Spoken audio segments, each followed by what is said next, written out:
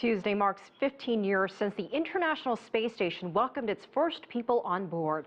The station has ballooned to become about the size of a football field and weighs about 450 tons. The station is scheduled to operate through 2020, but the U.S. says it could last until 2028. A joint effort by China and Brazil to put a satellite into orbit failed on Monday. Experts are now working to identify the cause of the malfunction. Still, China says it is on track to put its own space station into orbit by 2022. The first part of that module is set to launch in the next 5 years and eventually be expanded enough to host people just like the International Space Station. The China Space Station, or CSS, will primarily be used for research of life of any physical sciences. And as we speak, India's first mission to Mars is still on course for Mars. It left Earth's orbit earlier this month, and there are other countries now getting into the space race, including South Africa.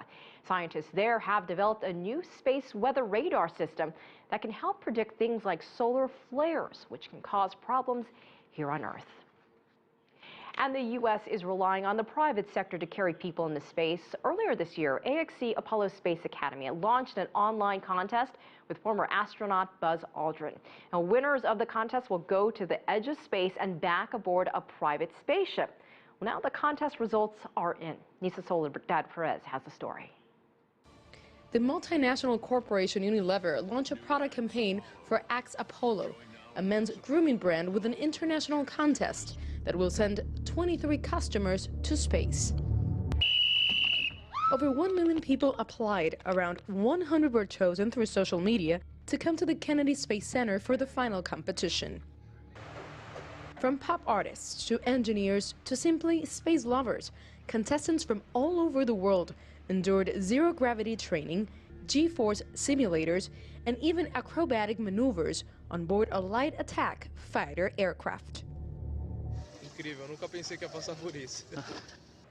Before the winners were announced, we talked to one of the Chinese contestants. In 2 years, he traveled over 25 countries with only $30,000. I have traveled a lot of places, but I never go to outer space. That is amazing, awesome. Buzz Aldrin, one of the first men on the moon, is a spokesperson for the campaign and the Axe Apollo Space Academy. He explained what the winners will experience in their space travel. I've flown jet airplanes with afterburner, and when you engage the afterburner, it's like when you light the rocket, you push ahead, but even more so because it accelerates rapidly and then continues to accelerate, and as it gets lighter, the forces push you back in the seat. Our first winner. And here are the winners. The Chinese traveler got himself a seat to space. How do you feel? Exciting, awesome, amazing.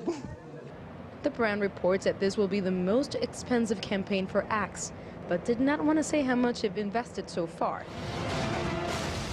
Axe spent $53.7 million in advertising in the United States in 2011, down from $92.7 million in 2010, according to the Cantor Media Unit of WPP. Apollo Space Academy. The 23 winners will still have to wait a few more years before they can actually go to space. The spacecraft is still being built, and then test flights will begin. Well, but that would be enough time to get them prepared to watch the Earth from above. Nitza, Soledad, Perez, CCTV, Kennedy Space Center, Florida.